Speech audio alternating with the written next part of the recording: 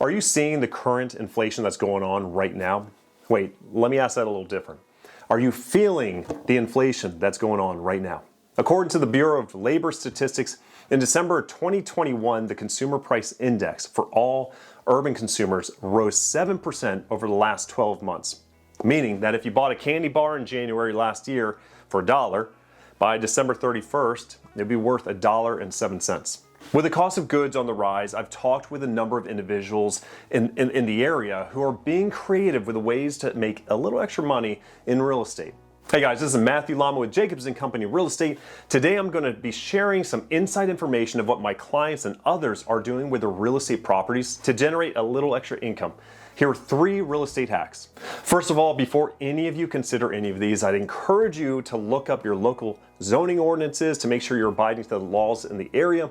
And before any agreements or contracts are made, please consult with a lawyer, a CPA or tax advisor, or even an insurance agent to see where you need to preserve and protect your wealth. All right, let's dive in. One of the ways of making a little extra money per month is the ability to rent out your rooms. And if you're single or have less responsibilities, this might be appealing to you. So I have a friend right now in Northern Virginia, and a couple years ago, he bought his first home. He immediately filled out his household with friends and charged them monthly rent per room.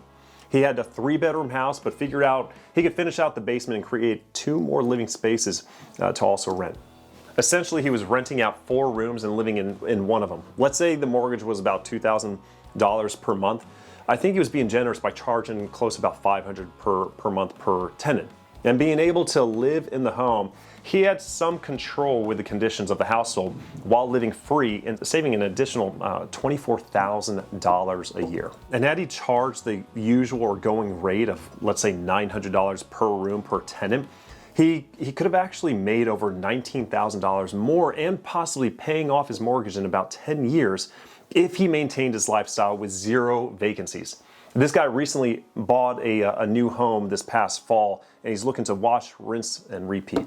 The second idea, if there are those of you not being a fan of being a landlord and dealing with tenants, some individuals with single-family homes may find this a little interesting. For what I researched, in the US, 8 to 10% of Americans currently rent a self-storage unit.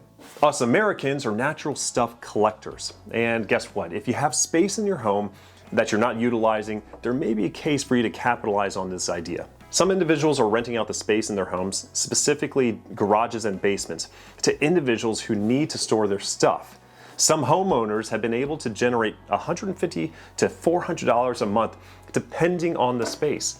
Now, mind you, you may consider a little additional coverage on your insurance policy, as well as a contract drafted up by a lawyer for a little added protection. But for those who are wanting some let's go out to eat money, you may be able to generate close to $5,000 a year off of this idea. And with technology, there may be some apps that could be used similar to VRBO or even Uber, where individuals can vet one another, give ratings, keep accountability, and mitigate some of the risk. Lastly, number 3, land. There is so much you could do regarding with land, and the more you own, the more capabilities you possibly have. For right now, I'm touching on the subject of subdividing a parcel. Some individuals are not aware of their local zoning ordinances. Some county laws allow a by right subdivision ability, and every county is a little different in how and how much you can subdivide. There may be timeframes to abide to before you can subdivide them off, or even timeframes in order to sell them to the open market. However, depending on how you own your property or how big of a property you own, you might be able to get a significant chunk of change for those additional lots without sacrificing on your primary residence. In Fauquier County, they have like an 85-15 rule in the agricultural zoning, and theoretically you'd be able to use 15% of the property for smaller lots and 85% kept in a residue as a way to kind of preserve the land. In Culpeper, you can theoretically carve out 2 smaller lots and leave a larger one as a residue. And in Prince William County, a family land subdivision can have a minimum of 1-acre lots. Along with subdividing a lot comes the expenses such as soil tests, surveys, lot certifications, AOC letters, possible wetland delineation, and engineering that may be required. But I encourage you to not get overwhelmed and at least explore it if you have an acre or 2 to play with. While I do not have time to go through each of the county's zoning ordinances and capabilities, my goal is to get your gears turning in how to maximize the use and profitability of your property.